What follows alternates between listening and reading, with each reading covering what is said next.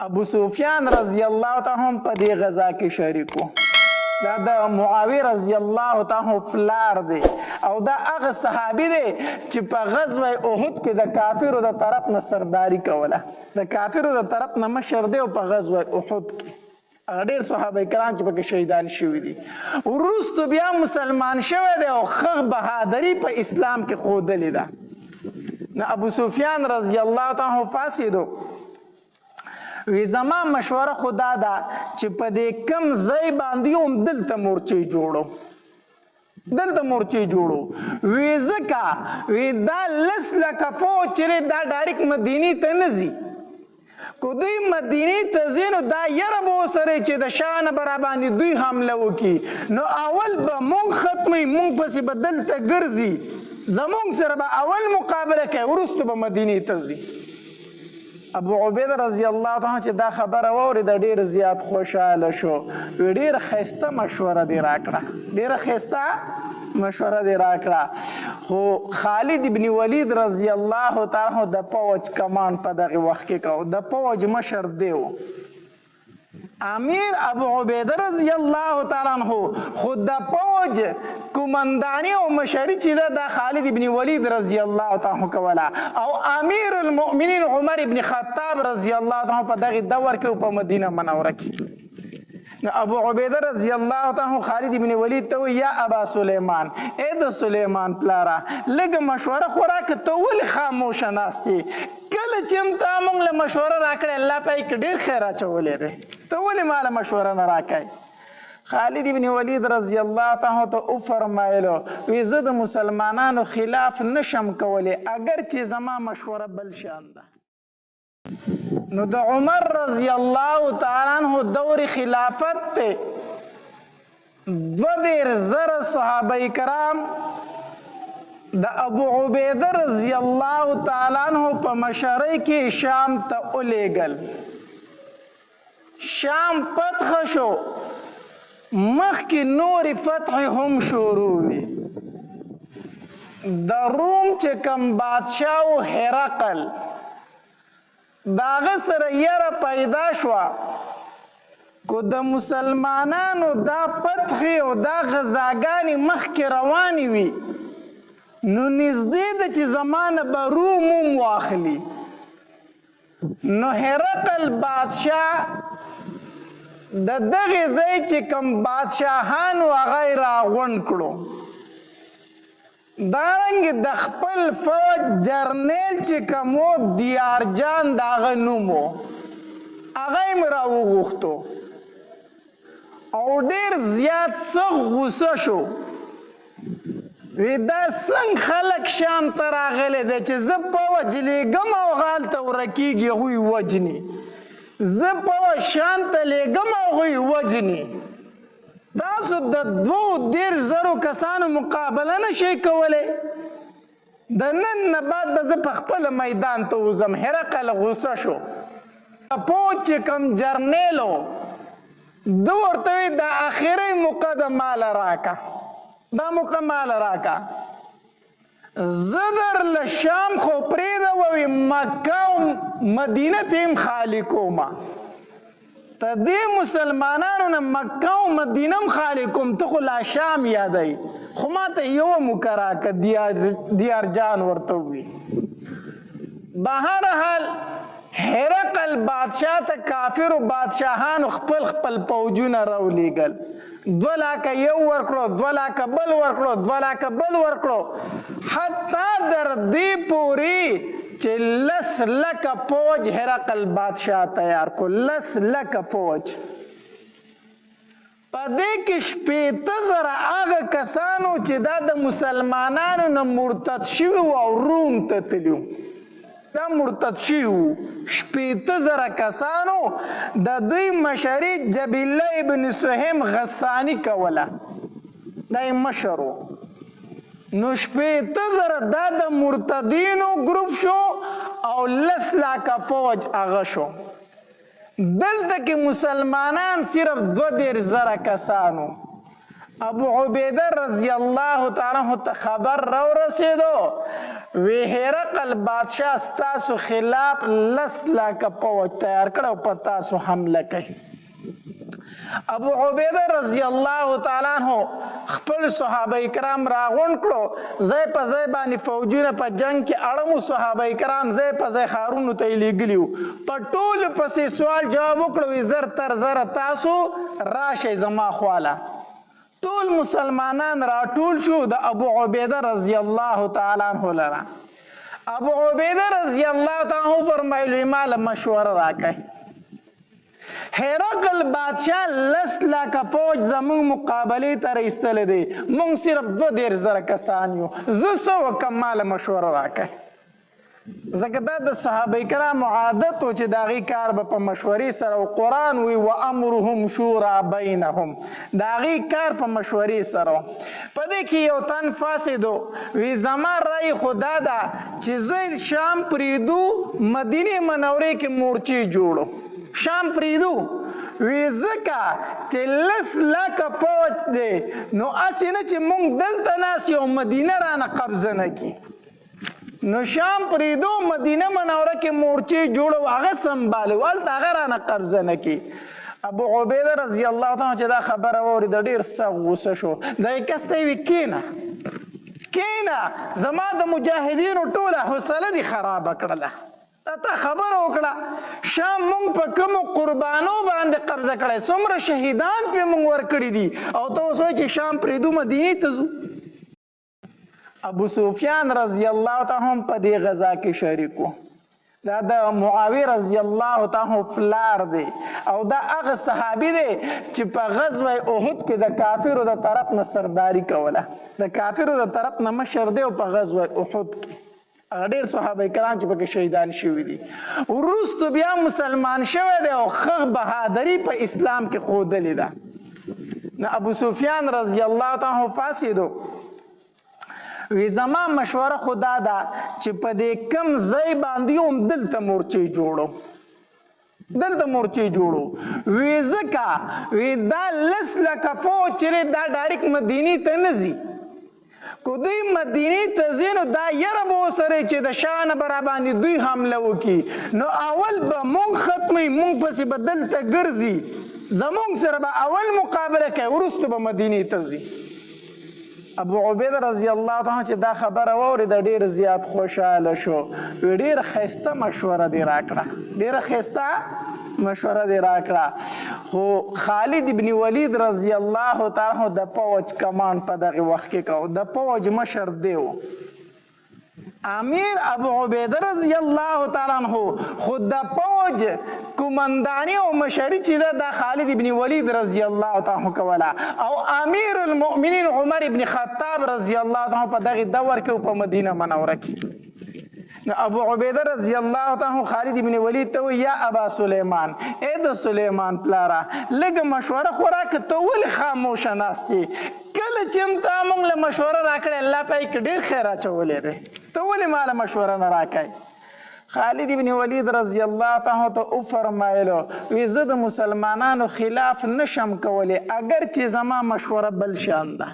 اگر چې زما رای د دوی نه بدل ده، خو مسلمانان وایي چې په دې ځای کې پاتې کېږو نو زه هم د دوی مطابق خبره کومه، ورنه زما رای دا نه ده. ابو عبیده رضی الله تعالی ته فرمایل نه ماله به مشوره راکړئ. وی نشم کولی د مسلمانانو خلاف کنه، د مسلمانانو خلاف نشم کولی. ابو عبیده رضی الله تعالی ته فرمایل وی تر هغه پورې زه یوه خبره هم نه کوم، یو کار هم نه کوم تر څو چې تا مشوره نه راکړي. خالد بن ولید رضی الله تعالی فرمایل وی ابو عبیده کو خامخا جنگ کول غواړي او نیت دې وي کنه، نو اگر چې د مسلمانانو رای دا ده چې په دې ځای کې پاتې کېږو، خو زما رای دا نه ده، دلته نه پاتې کېږو. وی ولې؟ وی ځکه دلته ګیر چاپېره باغونه دي، دا ځای تنګ دی، او تا ته پته ده چې زمونږ د عربو آسونه ډېر زیات تیزه منډه وي، زمونږ د عربو آسونه ډېر زیات تیز دي، هغې چې تر څو پورې دوران او جولان ونه خوري نو هغې فتح نشي موندلی. زمونږ آسونه چې داسې د لرې نه راخوشي که او راشي نو دوی فتح مومي، او بیا یې ترې وباسي او بیا پرې د بل طرفه راتاو شي، زمونږ عادت د جنگ دا دی او دلته مونږ اسونه نشو ځغلولی ګیر چاپېره باغونه دي ستا څه رایي ده زما رایي دا ده چې دا ځای به پرېږدو لږ مخکې به لاړ شو دغلته کې میدان یرموک دی د یرموک میدان دی چې په جریباو ځمکه ده خوشې بیابان دی نو په خوشې بیابان به کافر هم پراته یا مونږ به هم پراته یو بل سره به بیا ګورو اسونه به ځغلو چې څه کېږي او خواته دریاب هم دی نو اوبه به راته هم په لنډو باندې ابو عبیده رضی الله تعالی فرمایلی ستا مشوره ډیره ښکلې ده صحابه کرامو ته فرمایل شابه اوچتېږئ شابه یرموک میدان ته ځان رسوئ نو دا غزا د یرموک په میدان کې شوې ځکه ورته غزوه یرموک ویلی شي غزوه یرموک او دا د نبی علیه الصلاة والسلام د وفات نه 9 کاله یا 10 کاله وروسته دا غزا راغلې ده او د نبی علیه الصلاة والسلام د وفات نه په غزاګانو کې لویه غزا دا ده چې یرموک میدان ته ورسېدل ابو عبیده رضی الله تعالی خط ولیکو عمر رضی الله تعالی ته او عبدالله رضی الله تعالی ورکو ویلاړ شه دا خط مدینی منورې ته عمر رضی الله تعالی ورسوه چې مونږ باندې 10 لکه فوج راغلی دی او مونږ ورته صرف 2,000 کسان یو څه وکړو هسې نه چې سبا راته دا وایي چې زما صحابه کرام دې هسې هلاک کړو څه وکړو مشوره راکړه او که ستا سره د جنګ کسان یې مونږ له یې راولېږه دا خط عبدالله رضی الله عنه ورکو عبدالله رضی الله عنه فرمایي ما د جمعې په ورځ باندې زه روان شوم د جمعې په ورځ روان شوم تلم د شام نه بلې جمعې ته زه مدینې منورې ته ورسېدم او چې ورسېدم د زوال ټیمو عمر رضی الله عنه په مسجد نبوي کې اودس کو د جمعې د مانځه دپاره یې ځان تیارو وی چې زه یې ولیدم وی ما ته وی چې عبدالله خیر علي په خیر علي د چېرته نه رالي ما ورته وی چې امیر المؤمنین د شام نه رالمه وی ډېر خوشحاله شو چې زما د ملګرو خبر خو به دې راوړی که نه ډېره موده وشو چې شام ته تللي دي زما صحابه کرام زما غازیان په څه حالت کې وو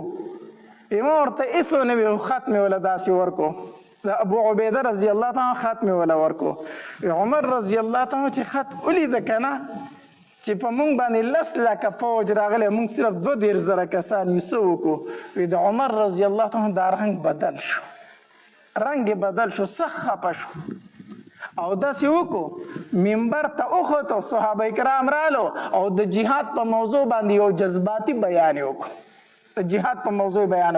او بیا یې وویل وی په شام کې ستاسو 2,000 ملګري ګیر شوي دي که څوک جهاد کول غواړئ زر ځان تیاروئ چې ځان پسې رسوئ بیان نه چې فارغ شو علي رضی الله تعالی عنه خواله راغی وی امیر المؤمنین شابه خط ولیکه عمر رضی الله تعالی عنه فرمایل وی څه ولیکم علي وی ولیکه پکې چې د الله نوم واخلئ او غزا شروع کړئ زمونږ د امداد نه تاسو له د الله امداد کافي دی په دغې 2,000 کسان غزا شروع کړئ زمونږ د امداد نه تاسو له د الله امداد ډېر زیات دی عمر رضی الله خط ولیکو او عبدالله رضی الله تعالی ورکو وی دا ورسوه شام ته عبدالله رضی الله تعالی د خالی فسار باندې روان شو اوخته وختم د خالی فسار باندې روان شوم نو چې په باب حبشه باندې اوتم کنه باب جبريل او باب حبشه مسجد نبوي کې موجود دی الله دې مونږ ټول بوزي کوم حاجان چې دغه ولیدلی په باب حبشه باندې چې اوتم په دې زړه کې مې رالو چې ډېر اوږد مزل له شام ته روانې او غزا له روانې کېدی شي اړو دوباره ژوندی رام نشي راشه د نبی علیه السلام د روضې خو لږ زیارت وکړه که نه دا به د اخري زیارت شي د نبی علیه السلام د روضې وي اوښ مې راتاو کو رالم د نبی علیه السلام روضې خواله وی چې رالمه هلته کې علي رضی الله تعالی عباس رضی الله تعالی فاطمه رضی الله تعالی عایشه صدیقه رضی الله تعالی حسنین ورسره هم موجود دي دوی هلته دي وی علي رضی الله تعالی راته وفرمایل چې څه له رالې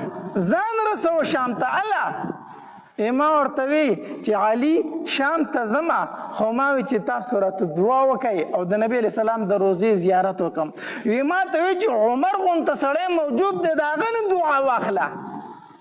ما ورته وی چې هغه راته دعا کړې ده خو تاسو اهل بیت یې خاندان رسول صلی الله علیه وسلم د نبی علیه السلام خاندان یې تاسو راته دعا وکړئ او بل د نبی علیه السلام د روضې په خوا کې ولاړ یې دلته راته دعا وکړئ عباس رضی الله تعالی لاس اوچت کړو وی دعا یې شروع کړه وی علي رضی الله تعالی هم لاس اوچت کړو وی دعا یې شروع کړه وی چې الله د نبی علیه الصلاۃ والسلام روزي مبارکه ته داسې لاس ونیو وی الله زه تا ته دا رسول وسیله کوم زه تا ته دا پیغمبر وسیله کوم هغه پیغمبر درته وسیله کوم کوم چې تا ته آدم علیه السلام وسیله کړی و او د دې پیغمبر په برکت سره آدم علیه السلام ته تا خطا معاف کړی و زه تا ته دا پیغمبر وسیله کوم ته د په برکت سره عبدالله ته دا سفر لږ لنډ کا سفر ورته لږ لنډ کا او دا سفر ورته آسان کا دا دعا یې وغوښته وی علي رضی الله تعالی فی امین وی چې دا دعا یې وکړله که نه وی علي رضی الله تعالی راته وفرمایل وی چې عبدالله هله شه به اوس ځان رسوه اهل بیتو درته دعا وکړه د نبی اسلام خاندان درته دعا وکړه اوس په دې لاره اسانه ځان رسوه عبدالله رضی الله تعالی فرمایي وی د هغې طرفه د شام نه واله د مدینې پورې دا سفر مې په یوه هفته کې کړی و او د دې طرف نه چې روان شوم د خالي د ورځې سفر مې وکړو د اتوار د ورځې سفر مې وکړو او د څلورمې په ورځ باندې وي د مازدیګر ټایم کې چې ده وی زه هلته شام ته رسېدلی وم د مازدیګر ټایم چې کېدو زه شام ته رسېدلی مې د صحابه کرامو اذانونه زما تر غوږو شو د هغې طرفه د یوې هفتې مزل او د دې طرفه د دوه نیمو ورځو مزل دا ولې دا د اهل بیتو په دعا سره به هر حال زه چې هلته ورسېدم عمر رضی الله تعالی چې کوم خط راکړی و هغه مې ابو عبیده رضی الله تعالی ته ورکو چې هغه ته مې ورکو وی هغه خط پړاو کو صحابه کرام راټول کو وی ای زما صحابه کرامو عمر ابن خطاب امیر المؤمنین درته خط را لېږلی او دا درته ویلی دي چې د الله نوم اخلی او غذا شروع کوئ د الله نوم اخلی او غذا شروع کوئ خو زما صحابه کرام بې ځایه ځان مه وجنئ صحابه کرامو چې دا خبره واورېده ډېر زیات خوشحاله شو ډېر په جذبه کې رالو هلته کې د هرقل بادشاه چې کوم پوجي لیډر و دیارجان هغه د جبله ابن سهیم غسانی چې کوم عرب مرتد شوی و هلته تللی و 8,000 کسانو سره دی راوغوښتو وی لاړ شه دا مسلمانان چې دي وږي تږي دي دلته پراته دي ووایه ورته چې ستاسو مشرانو ته به سل دیناره درکو جوړې به درکو جامې به درکو تحفې ډالۍ به درکو ځئ ځان له مدینې منورې ته موږ ته شام پرېږدئ وی لالچ وله ورکه جبله ابن سهیم غسانی اس ته وختو او را روان شو چې را روان شو دی خوا راغی چغې ووالې البراز مخې ته روځئ چې دا اواز ابو عبیده رضی الله تعالی واورید که نه توره یې راواغسته اس ته وخت د هغه مطلب دا چې دی جنګ له راغی نو چې دی اس ته وختو او دی ورله مخې ته ووتو دومره یو بل ته نږدې شو چې د دواړو اسونو یو بل له شونډان بوین کړو نو ابو عبیده رضی الله تعالی تورې تلاس کو داسې راویسته واړوله چې توره یې واړوله نو دا جبله ابن سهیم غسانی ورته وایي ګزار ونه کې زه جنګ له نه یم راغلی روغې له راغلی ما نو ابو عبیده رضی الله تعالی ته وفرمیل وایه وی څه وایې زه دیارجان را لېږلی ما چې تاسو له به دومره پیسې درکو دومره جوړې جامې به درکو شام راته پرېږدئ مدینې منورې ته ځئ سره جنګ کوئ او جنگ را سره کولی هم نشئ موږ 10 لاکه یو تاسو 2,000 ولې ځان ووجنئ خو روغ ځئ که نه ابو عبیده ابن جراح رضی الله عنه ته وفرمایل وی ستا خبره پوره شوه وی او وی زما خبره واوره وی موږ ته زموږ پیغمبر 3 خبرې کړي دي څو خبرې کړي 3 خبرې اوله خبره یې دا کړې ده چې ایمان راوړئ بس سلامت پشئ ایمان راوړئ سلامت پشې زمونږ نه خلاص یې. وی ایمان راوړی؟ هغې ته نه ایمان چېرته راوړي چې ایمان خو راوړی تاسو سره جنګونه سره کوو. وی ښه وی دویمه خبره موږ ته زموږ پیغمبر دا کړی چې ټیکس به تې اخلی جزیه به تې اخلی. ټیکس په اخ ورکوي هغې نه به پاتې کېږي. ټیکس ورکوئ؟ نه ټیکس ولې درکو. وی درېیمه خبره زموږ پیغمبر موږ ته دا کړې وای چې جهاد ته تیار شي. ګوره نر سړی دې ته وایي که نه دا نر مسلمانانو اسلام راوړه یا جزیه ورکه یا مې تورې ته تیار شه. دا درې خبرې دي. بل څلورمه خبره پکې نشته. جبیل ابن سیم غسانی ورته وی ما خو ورسره روغه کوله خو چې ته نه غواړې چې زه جنګ دی پې نو دی واپس لاړ دیارجان ته وي هغه روغه نه کوي هغه روغه نه کوي. دلته کې ابو عبیده رضی الله تعالی صفونه تیار کړو. 3 صفونه تیار کړو. 22,000 صحابه کرامو د هغې صفونه تیار کړو. هغې طرف ته دیارجان حکم وکړو ځکه چې هرقل بادشاه ورته ویلي وی خپل 10 لاکه پوځ به مخې ته نه وباسئ. په 10 لاکه پوځ به نه بلسئ. هغې طرف ته هم عرب دي موږ ته دا 18,000 کسان چې راغلي دا هم عرب دي. کوم چې مرتد شوي که نه د جبیل ابن سیم غسانی دا 18,000 کسانو دا هم عرب وو. وی هغې طرف ته هغې هم عرب دي موږ سره هم دا 18,000 کسان عرب دي. اوسپنه په اوسپنه ماتېږي عربي په عربي ماتېږي. تاسو به 10 لاکو کسانو ته څه نه وایي دا 18,000 کسانو له مخې ته وباسئ. تاسو به صرف تماشه کوئ.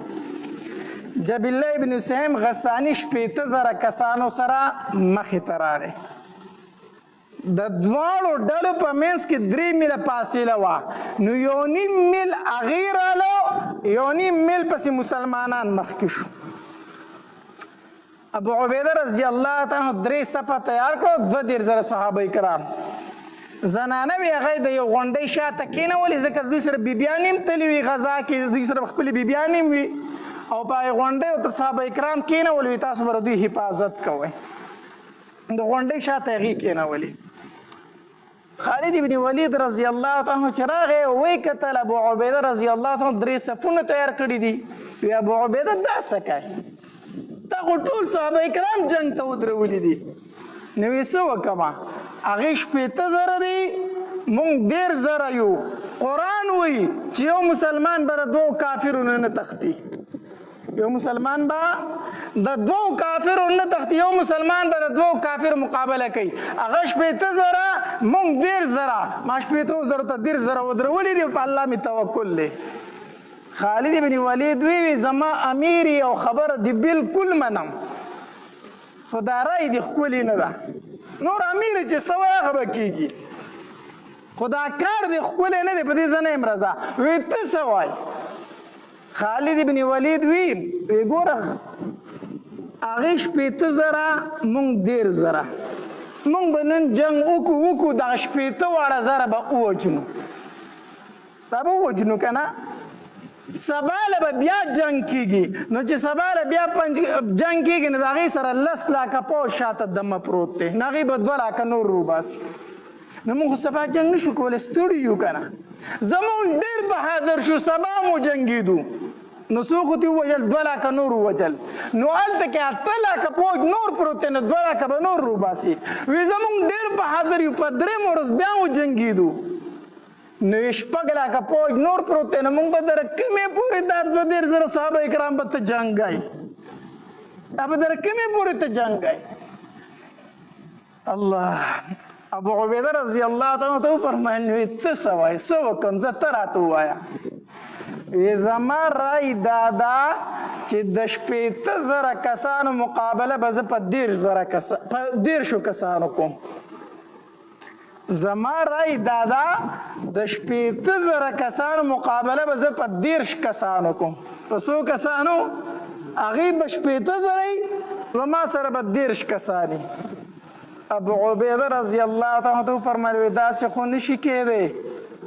ته څه کوې؟ د عمر رضی الله خط یې نه دی لیدلی چې زما صحابه کرام بې ځایه ځای شهیدان نه کوي. دا خو ته د نبي علیه السلام صحابه کرام شهیدان کوي.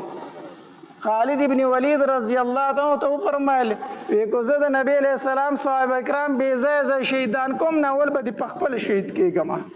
زه به دې مخکې روان یم. ابو سفیان رضی الله تعالی فاسدو وی خالد ابن ولید ته ډېر جذباتي دا فیصلې دي د جذباتو دي چېرته شپېته زره او چېرته دېرش کسان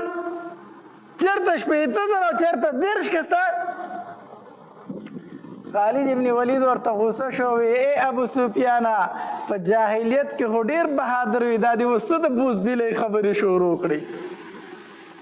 ابو سفیان رضی الله تعالی عنه فرمایل وی د بوزدلۍ خبرې نه کومه خو چې خامخا د شپېتو زرو کسانو جنګ کوي که نه نو په دېرشو نه په شپېتو کسانو یې وکړه. په څو یې وکړه نو یو تن به د څو تنو په مقابله کې راشي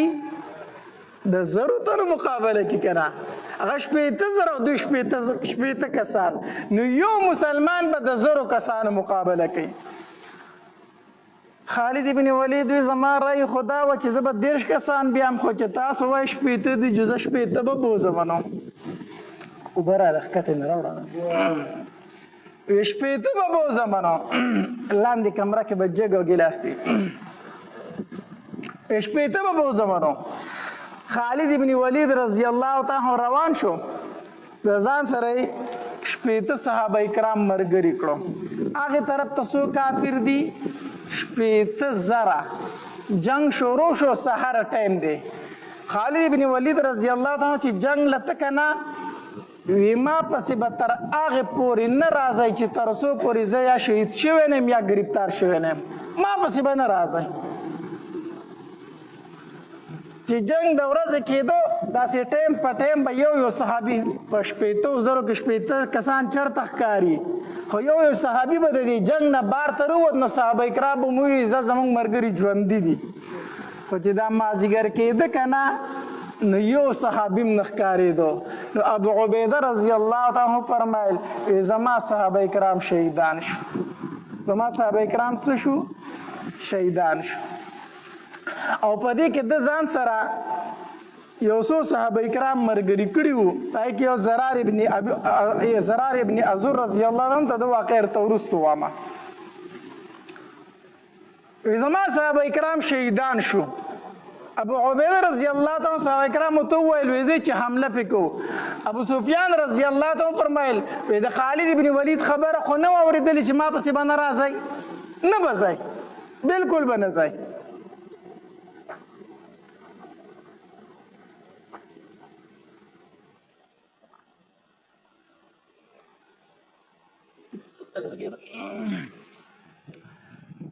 وی نه به ځئ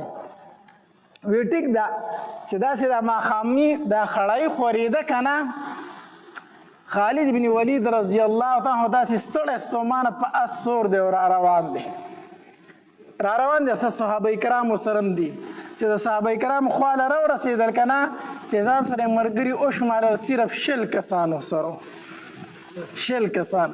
څو صحابه کرام ورکو 40 تنه 15 صحابه کرام یې بوستي وو که نه 40 صحابه کرام ورک دي صرف 60 تنه ورسره رالو. خالد ابن ولید رضی الله تعالی داسې اسمان ته وکتل او ډېر یې وجړل یا الله زه به تا له څه جواب درکوم چې ته ما ته وایې زما صحابه کرام دې ولې شهیدان کړي زما مسلمانان دې ولې شهیدان کړي دي او زه به عمر ته څه جواب ورکوم عمر به راته و چې 40 تنه دې شهیدان کړو ډېر یې وجړل. ابو عبیده رضی الله تعالی ته وویل وی ابو عبیده ما له 100 تنه قربانۍ والا پکار دي 100 تنه قربانۍ یا به د خپل 40 تنه صحابه کرام واپس راولم یا به بدل اخلم ما له 100 تنه نور راکه. ابو عبیده رضی الله تعالی ته فرمایل وی ګوره ته ډېر ستړی شوی زه په خپله ځم وی نه ته به نه ځم زه ځمه ټوله ورځ جنګ کړی دی ښه وی زه ځم 100 تنه صحابه کرامو سره ملګري شو روان شو چې لاړو هلته ورسېدو نو چې وی کتل د کافرو 15,000 مرداران پراته دي 80 تنو 100 تنه کافر مردار کړي دي 15,000 شپېته تنه 15,000 چرګان هم نشي حلالولی. دا د الله امداد و. شپېتو تنو 15,000 کافر مردار کړي او چې ګیر چاپېره خپل ملګري ولټول که نه نو 10 صحابه کرام شهیدان پراته وو. 10 صحابه کرام شهیدان پراته وو. هغه خپل ملګرو ته حواله کړو وایي زموږ دا شهیدان هلته ورسوئ. دا یې واپس کړو. اوس 60 تنه دوی سره وو، 10 تنې شهیدان شوي. څو تنه ورک دي؟ 13 کسان ورک دي که نه په شپېتو کې. 13 خو دا شو، 13 ورک دي. وایي زه به ځم او دا 13 کسانو معلومات پکوم. ځان سره ملګري روان کړه. وایي زه چې په کافرو حمله کوم. روان دي په دې کې نو تر غوږو شو، داسې اواز یې تر غوږو شو د اسونو د خپو چې وایي کتل څه کسان په اسونو را روان دي. چې وایي کتل هغه د ملګرو صحابه کرامو. وی تاسو چېرته تللي وایي؟ مونږ خو چې هغه کافر په منډه شو نو مونږ پسې وروستو روانو. هغه په دې دشتو کې ځغلول، په دې دشتو کې خو ته نور هم ډېر شی مردار کړي دي. وی ښه نو چې وایي شمارلو هغه 25 کسانو، 25 واپس رالو. نو څو تنه ورک دي؟ 15 تنه. 15 تنه ورکو. دا 15 تنه ګرفتار شوي وو او په دې 15 تنو کې زرار ابن عذر رضی الله تعالی عنه وو. دا ډېر عجیبه صحابي وو. دا صحابي پهلوانو، د بدن نه پهلوانو او چا کوم ډېر زیات او بهادر وو. د یو ځل د کافرو پهلوان یو طرف ته د کافرو پهلوانو، دی په خپل هم پهلوانو. هغې 80 تنو دی یوازې وو. مقابله یې شروع کړه د زرار ابن عذر رضی الله تعالی په هغې 80 تنو کې چې 20 پهلوانان مردار کړو نو هغه 40 تنه وتښتېدل. 40 تنه وتښتېدل. داسې پهلوان وو او په الله توکل څومره و چې کله غزا ته به وته نو کمیس په یې ایستو، کمیس به یې د بدن نه ایستو، ورتاو به یې کو، بربنډ به غزا ته وتو. زغره مره به یې نه اچوله. چا ترې تپوس کو وایي زغره خو نه اچوي نو دا کمیس ولې وباسي؟ دا ولې وباسي؟ دا ځکه وباسمه هسې نه چې کافر وو چې د کمیس ته لاندې به یې زغره وي. چېرته دا ونه وي چې د کمیس ته لاندې یې زغره اچولې ده نو زه ورته خپل بدن وښیم چې ګوره په بدن مې څه شی نشته دی، ښه ډاډه را باندې راځه. دا بربنډ ځکه وځم چې دا کافر را باندې ښه ډاډه حمله کوي. داسې خو عجیبه توکل والا صحابي و، دومره بهادر صحابي و. 4,000 ګرفتار شوی، الله ژوندی را آزاد کړی دی. بیا زرار ابن عذر رضی الله تعالی نو دی پکې هم ګرفتار شوی و. چې راغی دی خالد ابن ولید زه ډېر وژړل. 15 تنه صحابه کرام مې اوس هم ګرفتار دي، اوس هم ګرفتار دي. سبانۍ ورځ شوه، دیارجان کوم د هرقل بادشاه چې د پوج کمانډر و هغه ته خبر ورسېدو. وی حضرت زمونږ 80,000 کسان و، هغه 80 تنه و، 15,000 کسان یې رانه وجلي دي. دیارجان ډېر سخت غوسه شو. وی تاسو خو بلکل د کار نه یې، تاسو روز د دوی فکر نه درځي. یو تن ورته وویلو دا مسلمانان ته تر هغې پورې نشي ختمولی چې تر څو پورې په دوی کې یو تن دی هغه دې نه دی وجلی. یو تن دی پکې خالد بن ولید تی نوم دی، تر څو چې د هغه نه دی ختم کړی ته دا مسلمانان نشي ختمولی. نو وی څنګه به یې وجنمه؟ وی قید یې که ګرفتار یې که نو ګرفتار کوم به یې څنګه؟ کس ولا مشوره ورکړه. ګرفتار یې داسې که چې هغه ډېر زیات بهادر دی، ډېر زیات غیرتي دی. ته پسې کس ولېږه ورته ووایه چې دیارجان وی هرقل بادشاه وی چې موږ د خالد ابن ولید په لاس باندې روغه کوو. هغه دومره بهادر دی چې هغه تاله دلته رارسي. نو چې دلته راشي نو ګرفتار به کوي، وبه یې وژني. دوکه ورسره وکړه. دیارجان وی دا ټیک ده. دا جبیله ابن سهم غسانی دا کم مرتد شوی کس چې دته وی لاړ شه او هغوی ته ووایه چې موږ د خالد ابن ولید په لاس باندې روغه کړو. هغه راغی چیغه یې ووهله نو ابو عبیده رضی الله تعالی عنه مخې ته ووتو. ستا سره مسلمانانو مشر څوک دی؟ ابو عبیده رضی الله تعالی ته ویل وی زه ما وی ستا څه نوم دی؟ وی زما ابو عبیده. وی ته نه بل تن دی. ستاسو د فوج مشر څوک دی؟ وی خالد بن ولید. وی هم دغه یادومه هرقل بادشاه و چې موږ دغه په لاس روغه کړو. خالد بن ولید وی زما په لاس روغه کوي. وی او وی زه روغې ته تیار یم وی څنګه روغه کوي؟ وی هغه دې هلته غواړي و چې راشه. خالد بن ولید اس ته وختو. ابو عبیده رضی الله تعالی عنہ فرمایلو وی مزه شهید کوي دی رانه دوکه در سره کوي مزه. نو خالد بن ولید وی یا خو به ما شهید کړو یا به خپل 15 ملګري راولم. یا به ما شهید کړو یا به خپل 15 ملګري زما. دی روان شه دغه کافر سره روان دی اس ته وخت کافر ته مخکې دی پسې ورپسې دی.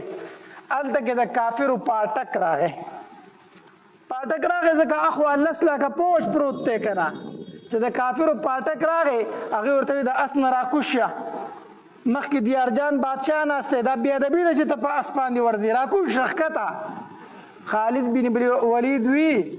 زه میلمه یم او د میلمه خلک بېعزتي نه کوي. تاسو ما د اس نه کوزوئ دا خو زما بېعزتي ده. مونږ خو دا میلمه ډېر عزت کوو تاسو زما بېعزتي کوئ. دا زه جبیل الله بن سهیم غساني ورسره و هغې پاټک هغې پوجیان ورته ویل مونږ خو رومیان یو مونږ ته خو پته نشته رښتیا ستاسو داسې رواج دی؟ جبیل الله بن سهیم ورته وی او مونږ عرب د میلمه بېعزتي نه کوو. وی صحیح ده مخکې ځئ په اس باندې ځه دی پرېښود چې لږ مخکې لاړ بل پاټک راغی هغې ورته وی راکوز شه. وی نه کوزېږم تاسو سره میلمه بېعزتي کوئ. بهرحال هغه ډېر ظالمانو دی د اس نه راکوز کړو. اس په مخکې نه بیایي ځکه مخکې دیارجان ناست دی دا دغه بېادبي ده چې ته هغه له په اس باندې ورځې. خالد بن ولید رضی الله تعالی راکوز شو. اوس اس یې هلته وتړو هغوی ته وي د اس راله دلته وتړو هغوی له اس وتړو. یو طرف ته 15 لاکه پوج پروت دی بل طرف ته 15 لاکه پوج پروت دی. دیارجان بادشاه په منځ کې ناست دی په خشک بیابان کې ورته یو بادشاهي ځای رخ شوی دی قالینونه خواره شوي د سرو زرو کرسۍ پې پرتې دي دیارجان بادشاه ناست دی. خالد بن ولید توره راغستې ده او د امسا په شانتې د ټانکورې په شانتې په ځمکه لګی او په منځ کې روان دی. دا توره په ځمکه لګی روان دی چې دا څنګه انسان دی. هغې خالد بن ولید ډېر پیژندو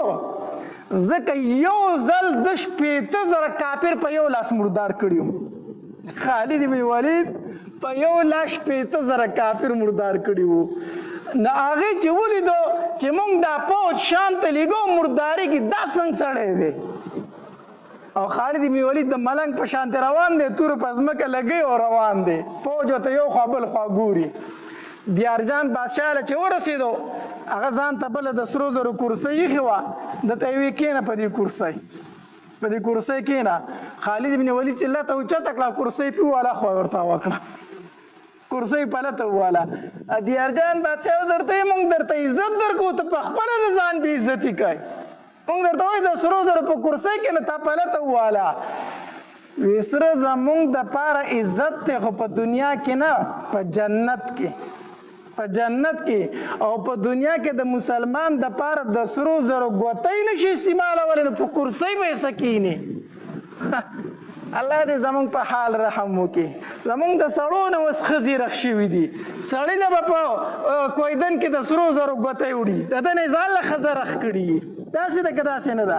هلک له د سرو زرو ګوتۍ وړي ولې دا ښځه ده ناوې ده کو چې کوم د بېغیرتوب رسم یې هغه په مونږ کې موجود دي. هلک د سرو زرو ګوتۍ د سره په لاسولی نه شي دا حرامه ده. نو خالد بن ولید هغه کرسۍ په لته وواله موږ له په دنیا کې د سرو زرو ګوتۍ استعمال جایز نه ده تاسو راته د سرو زرو کرسۍ ږدئ. په ځمکه کېناستو توره یې ځان ته داسې ټک واله ویدروله. هغه دیارجان ورته وایي پیسې به درکو او ځئ دا شام پرېږدئ شامو پرېږدئ. خالد بن ولید رضی الله تعالی عنہ فرمایل ستا خبره پوره شوه؟ وی او وی مونږ ته زمونږ پیغمبر 3 خبرې کړي دي. وی کومې درته کړي دي؟ وی اول راته دا ویلي چې دوی ته ووایي چې مسلمانان شئ. وی دیارجانه ته مسلمانېږي؟ وی نه. وی دویمه خبره راته دا کړې چې ټیکس به راکوئ، ټیکس راکئ؟ وی نه در کوم. وی درېیمه خبره راته دا کړې تورې ته لاس کو ورته وایه چې بیا جهاد ته تیار شئ، جنګ ته تیار شئ. نو دیارجان فوج ته آواز وکړو تاسو ورته ګورئ، دا خو دوکه وه، موږ په دوکه راغوښتې دی، وجنئ یې که نه، تاسو ورته ګورئ. نو چې فوجونو تورې راویستې که نه، خالد بن ولید چې توره تاو کړه او د بادشاه پر ریسټ یې کېښوده، هغوی خواته و که نه، په ریسټ یې وله کېښوده. وی ما خو به شهید کېښوړم، بیا به ما د دیارجان سر والېږي، ستاسو د گورنر سر به ما ړومبی لوځولی. ای کرنل ورته وي ګزار ونه کوئ، سټ رانه وایي، ګزار ونه کوئ، سړي خو زه ونیومه. چې داسې وکړه که نه، نو خالد بن ولید ته دا دیارجان وایي ډېر مې خوښ شو په دې غیرت باندې، کافر پرې مین شو چې دا څنګه سړی دی، د 10 لاکه پوج ته را دننه شوی دی، خبرو ته یې وګوره، خوښ یې شو، زړه یې پرې ورغی. وی داسې کار کو که نه، لاس یې ورته راوګد کړو دوی بادشاه، وی دوستی کو، مرګتیا کو، ورورولي کو. که ستاسو مسلمانانو زه ګرفتار کړم ته به ما آزادوي، او که زما ملګرو ته ګرفتار کړې زه به تا آزادوم، وروري کو، خوښ مې یې. خالد بن ولید ولا دا لاس ونیو، داسې ولا ټیل و، د مسلمان او د کافر ورورولي نه کېږي. اول مسلمان شه، ته به زما امیر او زه به ستا خادم یم، زه به دې خپلو ته ناست یم، اول مسلمان شه. دیارجان ته مسلمانېږم خو نه. بیا دیارجان بادشاه د خپل سر ته لاس کو، یو خول یو ټوپۍ په سر و، پای کې ملغلرې پیلې شوې وې، هغه یې وله ورکړه. وی دا ټوپۍ په هدیه کې واله، او ما له دې د خپلو ټوپۍ په هدیه که راکړه، دا به زما سره ستا د لاس نه ښی. خالد بن ولید د خپل سر نه هغه ټوپۍ ته لاس کو، ور یې ونه کړه، وی دا واله تر سره زما د لاس نښه شوه، او ته کافر یې، زه ستا ټوپۍ نه اخلمه، ته د کافرو هدیې نه قبلومه، هغې پای کې ملغرې لګېدلې وي. نو دیارجان بادشاه وایي داسې عجیبه سړی دی، فوج ته یې وایي په ده به ګزار نه کوئ، دا زما میلمه دی، دی به خپل ځای ته بلکل روغ رمټ واپس کوئ، روغ رمټ به خپل ځای ته په ویښته وله ونه بلسئ. خو ده ما له خپله ټوپۍ هدیه راکړه او زما هدیه نه قبلوي. وی د ده زما سره 15 کسان ګرفتار دي، هغه ورله زه په تحفه کې ورکومه. 15 کسان چې ما سره کوم ګرفتار دي، هغه ورله په تحفه کې ورکومه، او هغه ورسره ملګري کوي. خالد بن ولید د خپلو 15 صحابه کرامو نه مخکې را روان دی، توره په ځمکه باندې لګی او را روان دی، د کافرو د لښکرو نه راووتو چې د صحابه کرامو اواز نظر پرې ولګېد، د صحابه کرامو د نری تکبیر د الله اکبر چغې کړې. حدیث مبارک کې راځي صحابه کرامو رفع اصواته بالتحلیل والتکبیر والصلاة علی البشیر النذیر،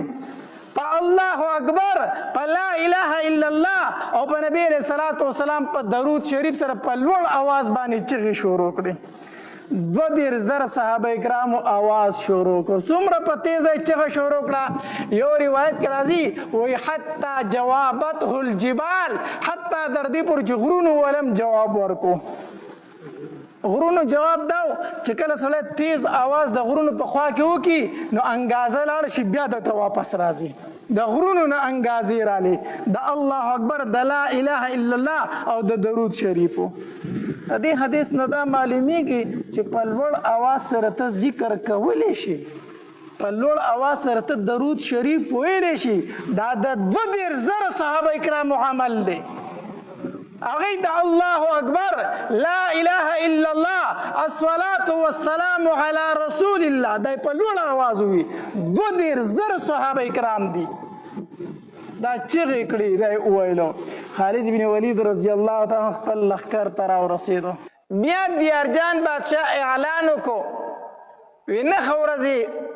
جنګ مه کوئ، صلح ورسره وکئ، کیدای شي په دې کې زموږ څه خبرې جوړې شي. 9 ورځې جنګ نه و، یو ورځ جنګ وشو، بیا 9 ورځې جنګ نه و. مسلمانان دی خوا پراته دي، کافر په 3 میله کې اخوا پراته دي په آرام سره صلح په منځ کې شوی جنگ بندي ده جنگ نشته دی بیا په 10مه ورځ باندې چې دا د جنگ 2مه ورځ کېږي د جنگ 2مه ورځ کېږي په 10مه ورځ باندې دیارجان بادشاه وی 2 لکه فوج په یو طرف باندې روان شي 2 لکه فوج په بل طرف باندې روان شي 80,000 مخامخ ورشي خو مسلمانان ختم کوي یو درنه پاتې نشي یو وي 2 لکه په ښي طرف ورځي 2 لکه په چپ طرف ورځي 80,000 مخامخ ورځي د یو طرف نه د بل طرف نه راټول شي او دا کم پاتې مسلمانان چې دا ووجنه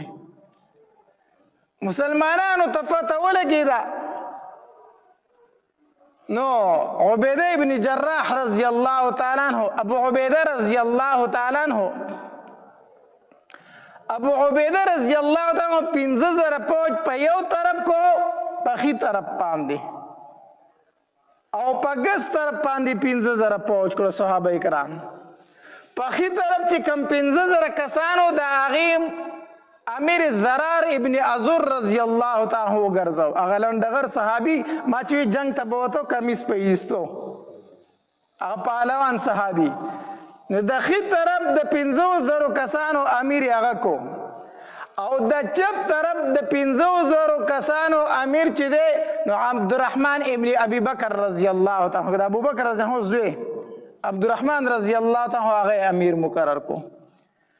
نو هغه طرف 2 لک کسانو دې طرف 15,000 کسانو ښي طرف باندې چې کافر رااله زرار ابن عزور رضی الله تعالی عنہ مخې له ووتو مقابله ورسره داسې وکړه چې 2 لکه فوج په سپاکو وزغله په 15,000 کسانو باندې 2 لکه کسان وزغلول سیت مردار کړه څه وتښتېدل خو چپ طرف ته چې عبدالرحمن ابن ابي بکر رضی الله تعالی عنہ هغې باندې کافر غالب شو کافر په غالب شو مسلمانانو ته شکست ورکو او د هغې چپ طرف مسلمانانو کې رادن نشو کافر 2 لکه فوج پکې رادن نشو حتی در دې پورې چې مسلمانانو تیښته شروع کړه او ما درته ویلې زنانه د یوې غونډۍ شاته مسلمانانو کېنولې وي مخې ته یې صحابه کرامو درولي وو کافر هغې غونډۍ ته هم رانږدې شو د مسلمانانو زنانو ته راورسېدل چې زنانه خبر شوې چې مسلمانانو شکست خوړلی دی او په تیښته دي نو بار ته رووتلې د دې زرار ابن عزور رضی الله تعالی عنہ خور وه خولته ابن عزور رضی الله تعالی عنها خوله رضی الله تعالی عنها دا بار ته رووته دا هم ډېره بهادره وه خور ورور دواړه یو شان بهادر وو له وړې راواغسته لرګۍ او چې کوم مسلمان به په تیښته او په اس په سورو د هغه د اس تخپې به یې پرې والې د مسلمانانو د اسونو د خپې به یې والې راتاول به یې وي چېرته تښتی مونږ چاته پرېږدی مسلمانان بعضې زنانه راغلې ماشومان یې په غېږو کې نیولي وو مسلمانانو ته یې داسې به نیولو وی دا ماشومان چېرته پرېږدی چې تاسو په تیښته روان یې زنانو جهاد شروع کړو چې زنانو جهاد شروع کړو مسلمانان په غیرت کې رالو زنانو ولې غیرت ورکړو وی دا ماشومان چاته پرېږدی مونږ چاته پرېږدی خولته ابن عزور رضی الله تعالی لوړ لاغسې د مسلمانانو د اسونو د خپې به یې پرې ولې ورتاول به یې په مسلمانانو کې غیرت راوستو نو مسلمانان بیا واپس شو چې بیا واپس شو هغه 2 لکه فوج هغې ته هم شکست ورکو بهرحال په 10مه ورځ باندې ښه جنګ وشو د جنګ 2مه ورځ وه ډېر جنګ وشو نو 4,80,000 کسانو بیا شکست وخوړو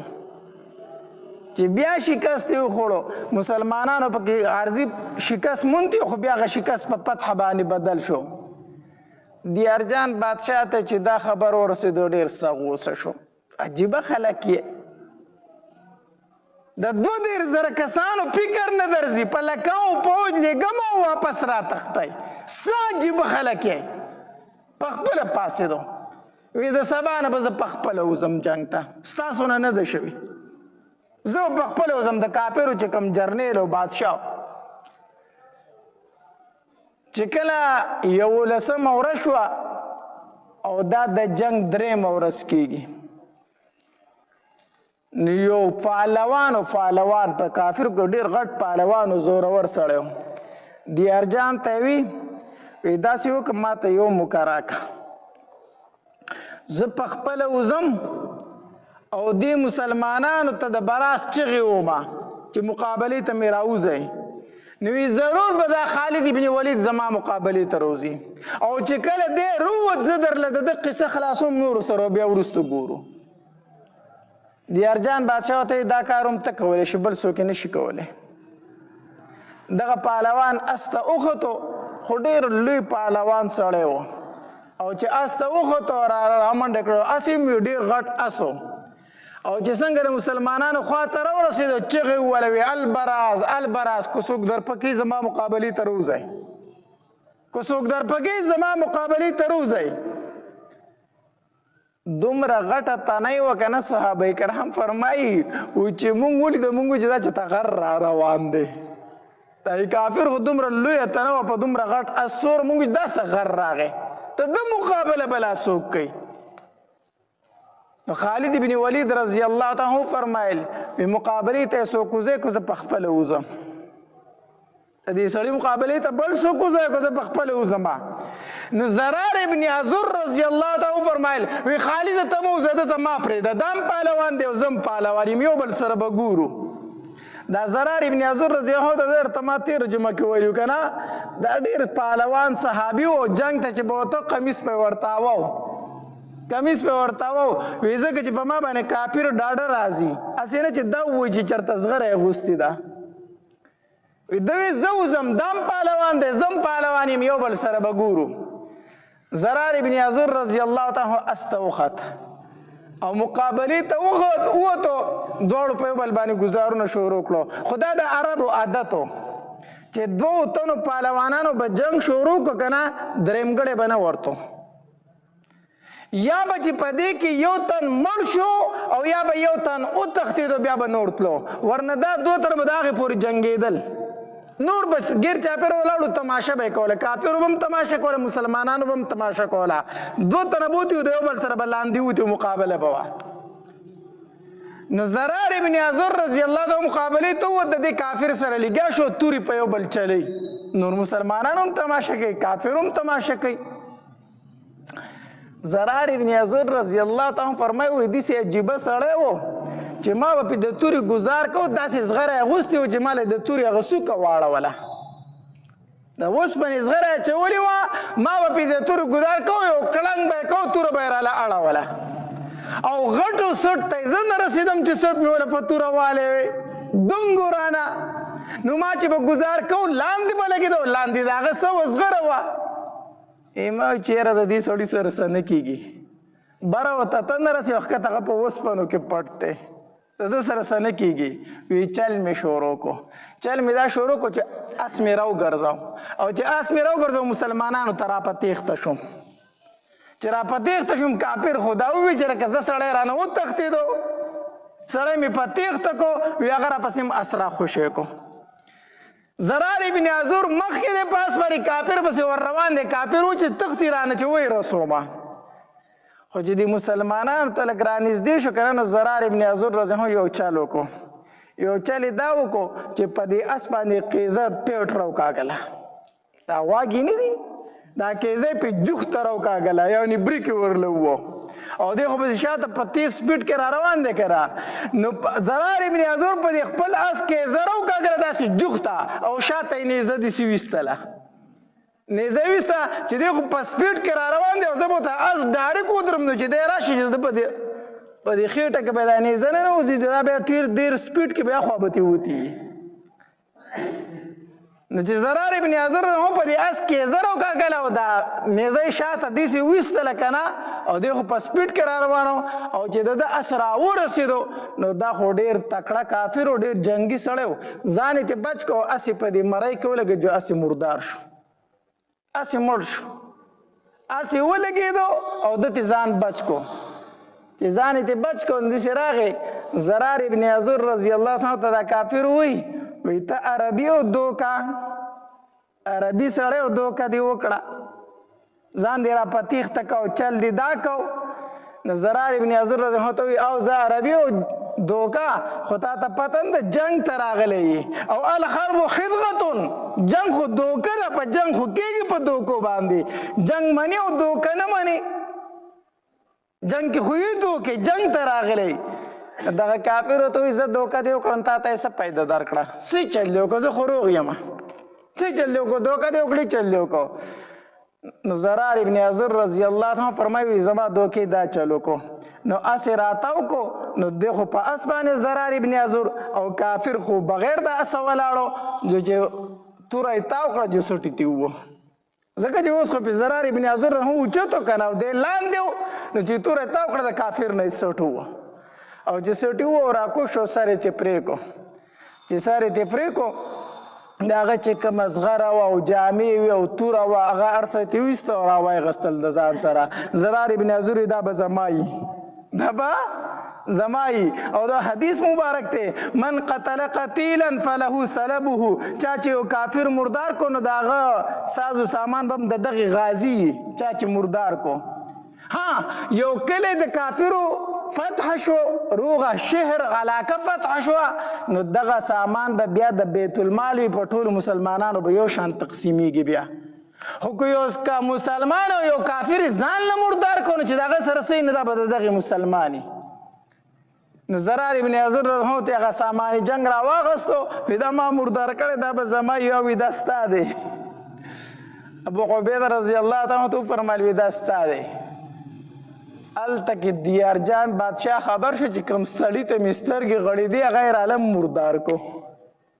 هغه یې رالم مردار کو دا څنګه خلک دی دیارجان بادشاه ډېر سخت غصه شو وی داسې وکئ که نه چې 1,00,000 فوج په دې یو غونډۍ باندې کښېنئ او 1,00,000 فوج په دې بله غونډۍ باندې کښېنئ او چې څنګه سار شي مسلمانان صفونه تیاری که نه او دوی ناخبره یي نو تاسو به دا 2,00,000 کسان په یو ځل په دوی باندې غشي وروئ دوی به ناخبره یي دوی به ځان جنګ ته تیاری او چې تاسو به په یو ځل باندې غشي وروئ په یو طرف باندې په غونډۍ باندې 1,00,000 کسان د شپې کېنولي په بله غونډۍ باندې 1,00,000 کسان یې کېنولي د شپې مسلمانان چې سهار پاسې د صفونه تیارول ناخبره وو په دې دوران کې به د غشو باران شو د یو طرف نه او د بل طرف نه به د غشو باران شو دومره غشي پې وورول چې د 200 صحابه کرامو سترګې ووتې د 200 صحابه کرامو سترګې ووتې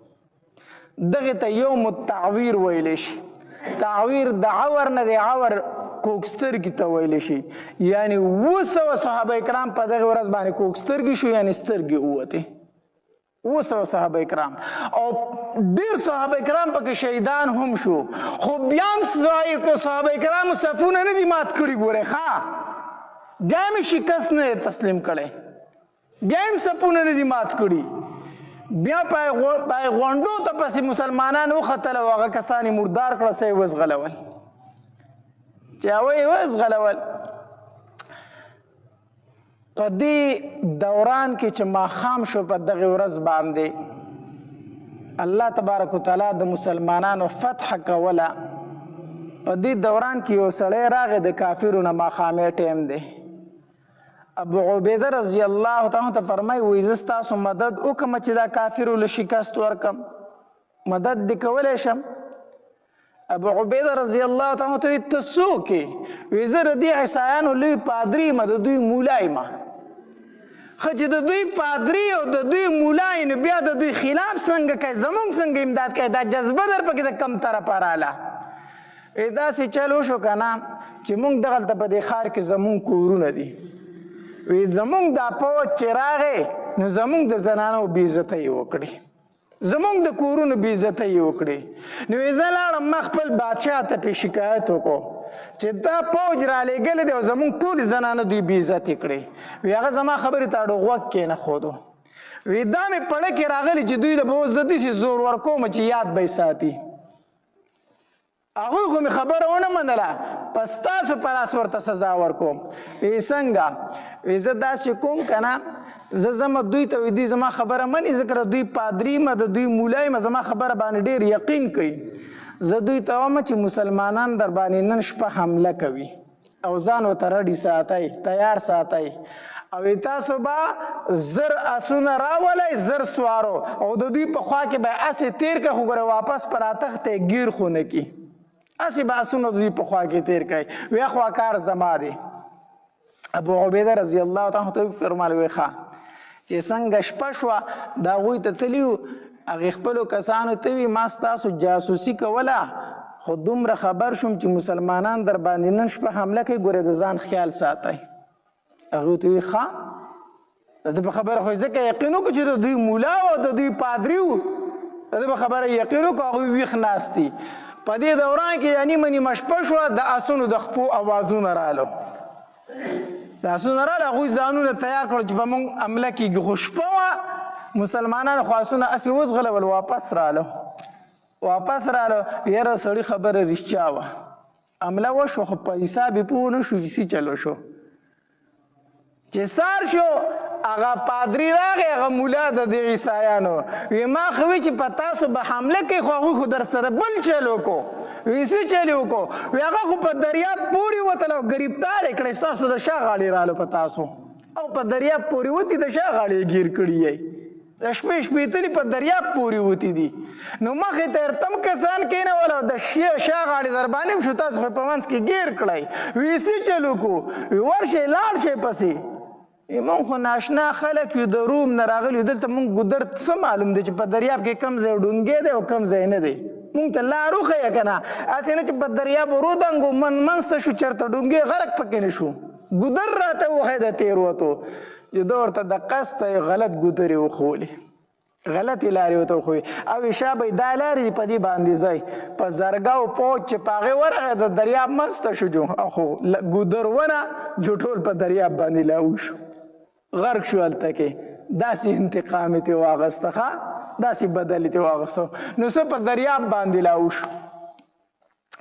چې په دریاب باندې لاو شو څلورمه ورځ شوه اوس په دې کې عمر رضی الله تعالی عنه ته خط تللی و که نه ابو عبیده رضی الله تعالی عنه ته خط لېږلی چې موږ له څه کسان امداد له راولېږه د هغې خط نه سبانۍ ورځ له ابو عبیده د عمر رضی الله تعالی عنه 9000 صحابه کرام د دوی امداد له رالیږل خو هغې را روانو د سعید رضی الله تعالی عنه په نګرانۍ کې هغه مشر و سعید ابن عامر رضی الله تعالی عنه د هغه په مشرۍ کې 9000 پوج د مدینې نه شام ته دوی له رالیږو خو هغوی لاره خطا کړې وه لاره خطا کړې وه نو د شام په ځای باندې عمان ته وتي وو نو هلته عمان هم د دوی قبیله و کافرو عیسایانو نو دوی ورته وی چې مونږ خو لار خطا کړې ده خو تاسو له رالو اسلام راوړئ هغې ورته وی چې اسلام چېرته راوړو تاسو خو زمونږ دشمنان یې نو هغې 4,000 عمانیانو کافرو په دوی مسلمانانو تورې ایستلي دي نو مسلمانان 9,000 کافر څه وو 4,000 چې مسلمانانو په شروع کړی دی چې هغه 4,000 والا سرونه کټ کړي دي هغه ټوله کړي او د هغې اثرونه په نیزو کې ټومبلي دي او را روان دي اوس څلورمه ورځ ده چې 9,000 پوج د مسلمانانو د مدینې منورې نه راورسېد د مسلمانانو امداد لا او ټول په اسونو ناست دي او نیزې نیولې په نیزو کې د کافرو سرونه دي چې راورسېدل ابو عبیده رضی الله تعالی ته فرمایل که تاسو چېرته راغلی او دا سرونه دا تاسو چل کړی دی موږ عمر رضی الله تعالی په 2مه ورځ د خط رالیږلي یو چې ورشئ شام ته د هغوی مدد لا خو مصیبت دا و چې لاره رانه هېره شوې وه د شام لاره خو پرېښې وه په بل طرف ورغلي وو تلو عمان ته رسېدلي وو نو هلته خو د کافرو سره مقابله راله نو هلته خو 4,000 مردار کړه چې اوس تاسو لره ورسېدو نو الله ابو عبیده رضی الله تعالی فرمایل اوس کار وشو اوس کارو شو تاسو 9000 راورسېدی ښه دمه کسان یې سبا به ورسره وي تاسو ګورئ سبا به ورسره تاسو ګورئ نو چې څلورمه ورځ شوه که نه دوی ته وي وروځئ خو دا سرونه به په نیزو کې ونیسئ او میدان ته به وځئ دا سرونه په نیزو کې ونیسئ او میدان ته به وځئ نو 9000 پوځیانو د مسلمانانو او په نیزو کې د کافرو سرونو ټومبلي او میدان ته ووتل چې میدان ته ووتل اخوا چې رومیانو وکتل چې 9000 نور پوځ راغلی دی او لا سرونه هم د کافرو راوړي دي په هر یو سره په نیزه کې سر هم دی هغې چې دا 9000 پوځ ولیده که نه نو بیا مشر کشر ته نه کتل او کشر مشر ته نه کتل خو بیا په تیښته وو او مسلمانانو پې شروع وکړه نو چې په څلورمه ورځ باندې ښه جنګ وکړو او 10 لاکه پوځ وزغلو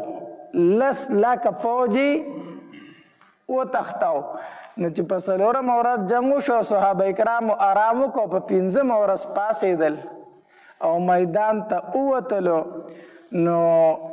خپل شهیدان د هغې دفن کولې شروع کړو صحابه کرامو دفن کولې شروع کړو نو چې په 5مه ورځ خپل صحابه کرام وشمارل نو 4.5 صحابه کرام ته شهیدان شوي وو 4.5 صحابه کرام څه شوي وو شهیدان شوي وو او چې د کافرو مړي وشمارل نو 2,20,000 کافر مردار کړي وو 2,20,000 کافر مردار کړي وو او د مسلمانانو نه 4.5 صحابه کرام شهیدان شوي وو دا هم یوه غزا شوې ده دې ته غزوه یرموک وایي څه ورته وایي غزوه یرموک او دا د نبی علیه الصلاة والسلام د وفات نه وروستو شوې ده د خالد بن ولید او د ابو عبیده رضی الله تعالی په نګرانۍ کې شوې ده دا هم یو زمانه وه دا مسلمانانو ټیک ته که نه دا مسلمانانو دا هم یو زمانه وه 10 لاکه فوجو کسانو ته څو کسان مخې له وتي وو واقع مې د ټوله بیان کړه تاسو هر څه هیر دي تاریخ درته بیانوم دې دپاره چې د خپلو اکابرو د دغه نه خبر شئ که نه 10 لکه او د 80,000 کسانو مقابله څو کسانو کړې وه 2,000 څو کسانو 2,000 صحابه کرامو دا مقابله کړې وه 2,000 صحابه کرامو او بیا د 80,000 کسانو مقابله خالد ابن ولید په 80 کسانو کړې وه د 80,000 کسانو مقابله په څو تنو کړې وه په 80 او اوس مې درته وویلو چې د 2 لاکه په ښي طرف راغلو 2 لاکه په پوج په ګس طرف لاړو مسلمانانو ته څو تنو ویشتل 5,000 دا هم یو دور دا هم د اسلام یو غلبه وه دا هم یوه جذبه وه دا نه و چې مونږ کم یو دا زیات دي